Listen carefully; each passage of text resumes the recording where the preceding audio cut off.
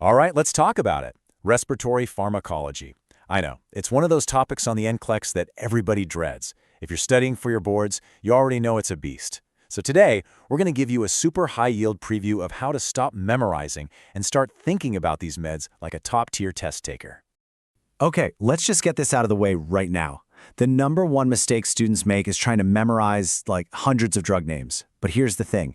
The NCLEX couldn't care less if you can list them all out. What it really cares about is whether you can spot a dangerous situation before it blows up. And this is the absolute gospel for nursing exams. It's not about what you know, it's about what you do with what you know. It's about active judgment. The question is always, what are you going to watch for? What's your next move? So what does all this mean? It means while the science of how a drug works is kind of cool, the NCLEX is obsessed with patient safety. Your highest scoring skill, hands down, is recognizing a bad side effect before it turns into a total crisis.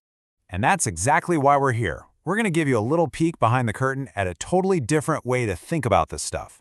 A system that's built to take you from just memorizing facts to actually thinking like a safe, confident nurse. I mean, come on, does this look painfully familiar? This is the chaos of just trying to cram. You're trying to brute force all these facts into your brain, but it all just turns into a jumbled mess. You might know a drug suffix, but you have no idea what it means for your patient, and that's where you lose points. And this is the fix. It's our entire philosophy. When you filter every single medication through this one lens, safety first, all the important little details just kind of click into place. It makes sense. Okay, so theory is great, but how do we actually do that? Well, instead of you staring at some random, endless list of drugs, we organize everything into a strategic framework. Let's walk through a few key respiratory med classes so you can see exactly what I mean. First step, bronchodilators. Look, forget memorizing albuterol versus salmeterol for just a second. The very first question you should ask is simple. Is this for rescue or is this for maintenance? Once you know that, you instantly know what to watch for. A racing heart and some shakiness. It's a straight line from function to monitoring. So when a question like this pops up on your screen, the framework should make alarm bells go off. This isn't just about a side effect anymore, is it? It's about disease management. A patient overusing their rescue inhaler is a giant red flag that their asthma or COPD is totally out of control. Okay, next up, anticholinergics. The logic is simple. They dry you up and open you up. So what are the risks? Well, dry mouth is annoying, yeah, but urinary retention? That's a real problem. And the absolute non-negotiable safety filter you cannot miss, they are a huge no-go for patients with narrow-angle glaucoma. And here's where a system really helps you out. It flags those tricky, super specific facts that the NCLEX just loves to throw at you. In this case, some forms of ipratropium have soy in them, which can cause a really bad reaction in anyone with a peanut allergy. It's a classic gotcha question. All right, let's keep it rolling. Same logic, different drug class. Leukotriene modifiers like Montelukast. The #1 safety check, its job. This drug is a planner, not a firefighter. It's for prevention. If you give it during an acute asthma attack, you've made a huge mistake. And the thing you have to watch for that so many people miss, changes in mood or behavior. This little scenario right here, this is the NCLEX in a nutshell. It's not asking you about the mechanism. It's testing if you can connect the dots between a parent's subtle comment and a potentially serious side effect that demands you do something about it. Now, for a huge class like antihistamines, here's how you simplify. Don't memorize 20 names. Focus on the one thing that matters, safety. Think of it like old versus new. The first-generation drugs, they work, but man, they'll knock you out. They have a ton of side effects, especially in older adults. The second-generation stuff, way safer. That's the key difference.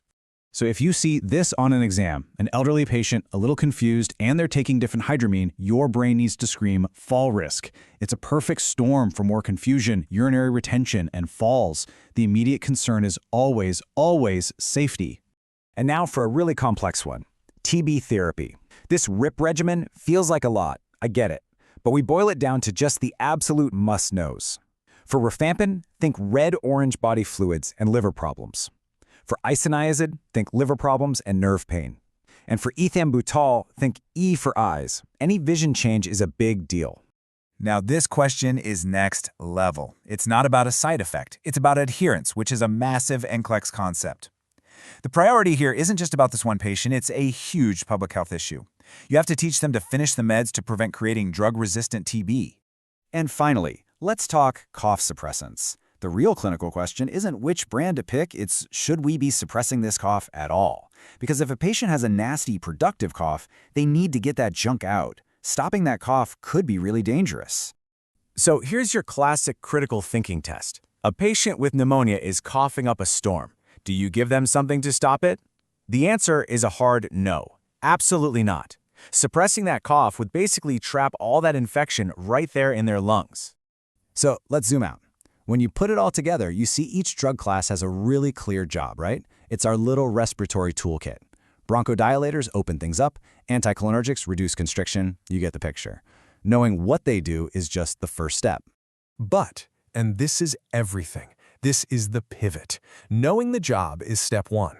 The NCLEX lives and breathes in step 2. It assumes you know the basics and jumps straight to the judgment call. What are you, the nurse, going to monitor first? What happens when it all goes wrong?